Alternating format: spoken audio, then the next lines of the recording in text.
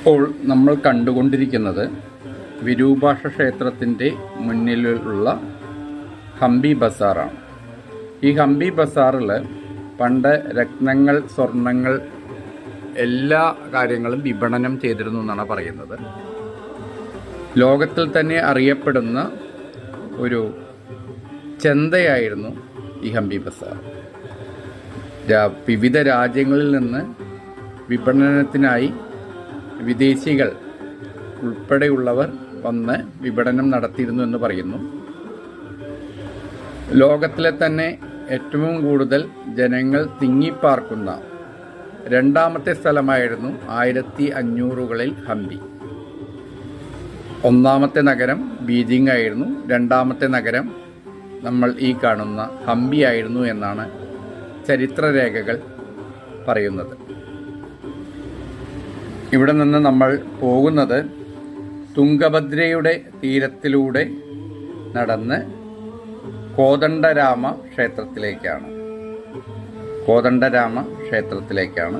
നമ്മൾ പോയിക്കൊണ്ടിരിക്കുന്നത്. തുംഗഭദ്ര നമുക്ക് കാണാം. ഞാൻ എല്ലാ വീഡിയോയിലും പറയുന്ന പോലെ ഒരു നാഗരികതയുടെ അടിസ്ഥാനം നദീ തടങ്ങളാണ്. ഇവിടെ തുംഗഭദ്ര എന്ന നദി ആണ് ഇപ്പോൾ നമ്മൾ കണ്ടുകൊണ്ടിരിക്കുന്നത്.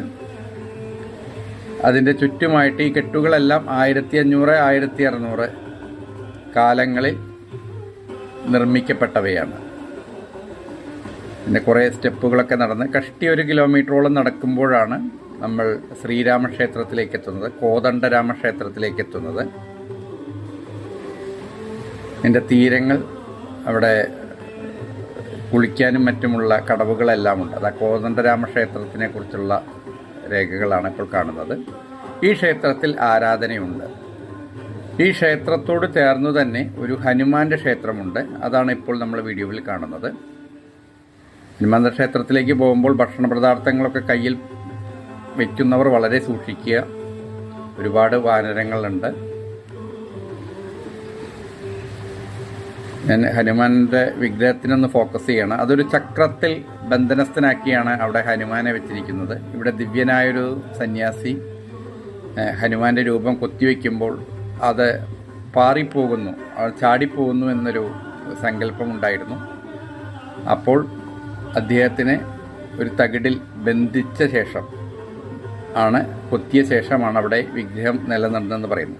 ഈ വഴിയിലൂടെ നമ്മൾ പോയി കഴിഞ്ഞു വെച്ചെങ്കിൽ നമുക്ക്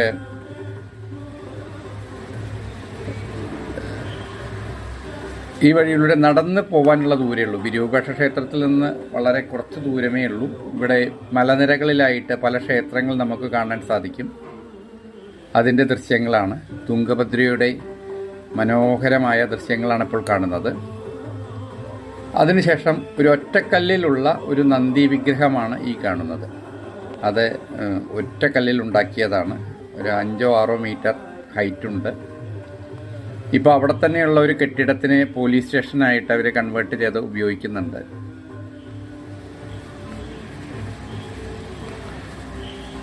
ഇപ്പോൾ ഇനി നമ്മൾ സന്ദർശിക്കുന്നത് ശ്രീകൃഷ്ണ ക്ഷേത്രമാണ്. ശ്രീകൃഷ്ണ ക്ഷേത്രം ശരിക്കും പറഞ്ഞാൽ ഹേമകുട്ട മലനിരകളുടെ തലങ്ങളിലായിട്ട് ഞാൻ നേരത്തെ വീഡിയോയിൽ കാണിച്ചിരുന്നു. അവിടെ തന്നെയാണ് ശ്രീകൃഷ്ണ ക്ഷേത്രം സ്ഥിതി ചെയ്യുന്നത്. ഈ ക്ഷേത്രത്തിലും ആരാധനയില്ല. എല്ലാം ഈ 1500 AD നിർമ്മിക്കപ്പെട്ടവയാണ്. ചുറ്റമ്പലവുമെല്ലാം ഒരുപാട് പില്ലറുകളോട് കൂടിയ കെട്ടിട സമുച്ചയമാണ് ഇവിടെ ഉള്ളത്.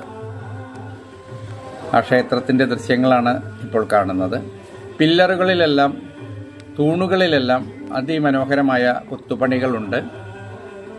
പല കൊത്തുപണികളിലും പുരാണ കഥാപാത്രങ്ങളെയും മറ്റും ആലേഖനം ചെയ്തിട്ടുണ്ട്. ഓരോ കാലഘട്ടത്തിൽ ഉള്ള രാജാക്കന്മാർ, 2-3-4 തലമുറ രാജാക്കന്മാരുടെ നിർമ്മിതികളാണ് ഇവയെല്ലാം. ഇത് വളരെ വലിയൊരു ക്ഷേത്ര സമുച്ചയമാണ്. വിരൂപാക്ഷ ക്ഷേത്രം, അവിടെ ആരാധനയുണ്ട്. ഈ കൃഷ്ണ ക്ഷേത്രത്തിൽ ആരാധനയില്ല.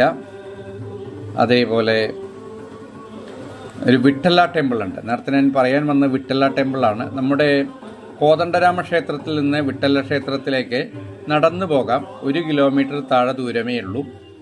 വാഹനത്തിൽ പോവുകയാണെങ്കിൽ 4 കിലോമീറ്റർ മല ചുറ്റിയിട്ട് വേണം പോകാൻ. ഇത് നമ്മുടെ ശ്രീകൃഷ്ണ ക്ഷേത്രത്തിൻ്റെ രംഗങ്ങളാണ് ഇപ്പോൾ കാണുന്നത്. ഇവിടെയെല്ലാം ഈ കെട്ടിട സമുച്ചയങ്ങളിലെല്ലാം ആദ്യത്തെ നില വരെ കരിങ്കല്ലും അതിന് മുകളിൽ ഇഷ്ടിക കൊണ്ടുള്ള കെട്ടുമാണ് നമുക്ക് കാണാൻ സാധിക്കുക. അത് ഇവിടെയുള്ളൊരു പ്രത്യേകതയാണ്. തമിഴ്നാട്ടിലെ ക്ഷേത്രങ്ങളിലെല്ലാം മുകൾ ഭാഗവും പല ക്ഷേത്രങ്ങളിലും കരിങ്കല്ല് കൊണ്ട് തന്നെയുള്ള പടവുകളാണ്. ഇവിടെ കൃഷ്ണ ബസാർ, ഇതാണ് ഇവിടെയുള്ള ഇപ്പോൾ ഞാൻ കാണിക്കുന്നത് കൃഷ്ണ പുഷ്കരണി എന്ന് പറയും.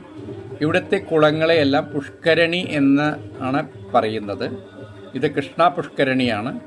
ഇപ്പോൾ കാണുന്നത് കൃഷ്ണ ബസാറാണ്. നേരത്തെ വിരൂപാക്ഷ ബസാർ ഞാൻ കാണിച്ചിരുന്നു. ഇതാ ഇപ്പോൾ ഉള്ളത് ഒരു ഭണ്ഡാരമാണ്. ആ ഭണ്ഡാരം ധാന്യങ്ങളും മറ്റും പിന്നെ ജനങ്ങൾക്ക് പിന്നെ ഈ കൃഷ്ണന് സമർപ്പിക്കാനുള്ള ഒരു ഭണ്ഡാരമാണ് ഇവിടെ കാണുന്നത്, കല്ലുകൊണ്ടുണ്ടാക്കിയത്. അതിനുശേഷം നമ്മൾ ലക്ഷ്മി നരസിംഹ ക്ഷേത്രത്തിലേക്ക് എത്തിയിരിക്കുകയാണ്. ഈ ലക്ഷ്മി നരസിംഹ ക്ഷേത്രവും അതിപുരാതനമാണ്. ഒരു ഒറ്റക്കൽ പ്രതിമയായിരുന്നു. ഇത് പിന്നീട് മുഗളന്മാരുടെ കാലത്ത് ഇത് തകർക്കപ്പെട്ടു. നരസിംഹത്തിൻ്റെ മടിയിൽ ലക്ഷ്മിയുടെ ഒരു പ്രതിമ ഉണ്ടായിരുന്നു. ആ പ്രതിമ ഇപ്പോൾ മ്യൂസിയത്തിൽ വെച്ചിട്ടുണ്ട്.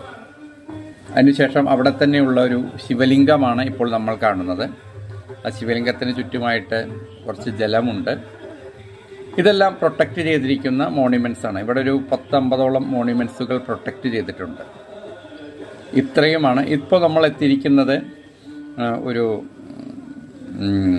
പാതാള ശിവക്ഷേത്രത്തിലേക്കാണ്. ഒരു നമ്മൾ ആനന്ദം സിനിമയിലൊക്കെ കണ്ടിട്ടുള്ള ഒരു ശിവക്ഷേത്രമാണിത്. ഒരു ജലത്താൽ ചുറ്റപ്പെട്ട ഒരു ശിവക്ഷേത്രമാണ്. പ്രസന്ന വിരൂപാക്ഷ ക്ഷേത്രം എന്നാണ് ഈ അമ്പലത്തെ പറയുന്നത്. ഈ ക്ഷേത്രം സ്ഥിതി ചെയ്യുന്നത് ഒരു കുളത്തിലാണ്. കുറച്ച് സ്റ്റെപ്പുകൾ ഇറങ്ങിയിട്ടാണ്. നമ്മുടെ സാധാരണത്തെ നിരപ്പിൽ നിന്നും കുറച്ച് താഴെയായിട്ടാണ് ശിവപ്രതിഷ്ഠയുള്ളത്. ഇവിടെയും ആരാധനയൊന്നുമില്ല. 1500കളിൽ തന്നെയാണ് ഇത് നിർമ്മിക്കപ്പെട്ടിട്ടുള്ളത്. എല്ലാം ഒന്നിനൊന്ന് മികച്ച നിർമ്മിതികളാണ്. ക്ഷേത്രത്തിൻ്റെ ചുറ്റുമുള്ള ജലമാണ്. ജലം കുറച്ച് മലിനപ്പെട്ടിട്ടുണ്ട്. കെട്ടി നിൽക്കുന്ന വെള്ളമാണ് കാണാൻ സാധിക്കും. അതുകൊണ്ട് അതിലൂടെ ഇറങ്ങി നടന്നൊന്നുമില്ല. സൈഡിൽ നിന്നുള്ള കാഴ്ചകളാണ് കണ്ടത്. അകത്തെ ശിവലിംഗം നമുക്ക് കാണാൻ സാധിക്കും. ഒരു പ്രത്യേക അനുഭവമാണ് ഈ ഹംപിയിലേക്കുള്ള നമ്മുടെ യാത്ര. ഹംപിയിലെ കാഴ്ചകൾ മനോഹരമാണ്. ചരിത്രത്തെ തൊട്ടുണർത്തലാണ്.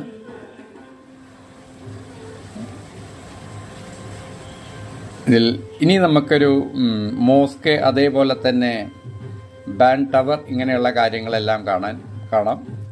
ഈ ക്ഷേത്രത്തോട് ചേർന്ന് തന്നെ ജനവാസ കേന്ദ്രമുണ്ടായിരുന്നു. അവിടെ കോട്ടകൾ കെട്ടിത്തിരിച്ചിട്ടുണ്ട്.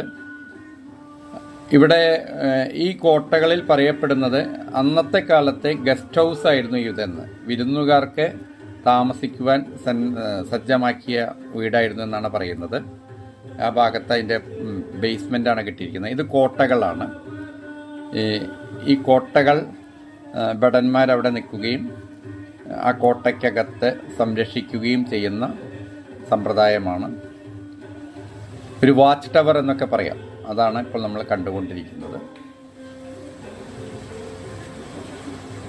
കോട്ട, ഇവിടെ ഒരു മിൻറ്റ് ഫാക്ടറി, ഇതെല്ലാം ആ കെട്ടിട അവശിഷ്ടങ്ങളാണ്. അന്നത്തെ രാജകൊട്ടാരത്തിൻ്റെയും മറ്റുമുള്ള അവശിഷ്ടങ്ങളാണ്. ഇതിനെക്കുറിച്ചെല്ലാം വ്യക്തമായിട്ട് ഇവിടെ എഴുതിയിട്ടുണ്ട്. ഹംപി വിശാലമായി കിടക്കുന്ന സ്ഥലമാണ്. ഒരു 2 ദിവസത്തോളം നമുക്ക് സഞ്ചരിച്ച് കാണാനുണ്ട്. എല്ലാം നടന്നു പോകാൻ വേണമെങ്കിൽ. പക്ഷേ ആദ്യത്തെ പ്രാവശ്യം പോകുമ്പോൾ വാഹനം എടുക്കുന്നതായിരിക്കും നല്ലത്. പിന്നീട് 2ാമതോ 3ാമതോ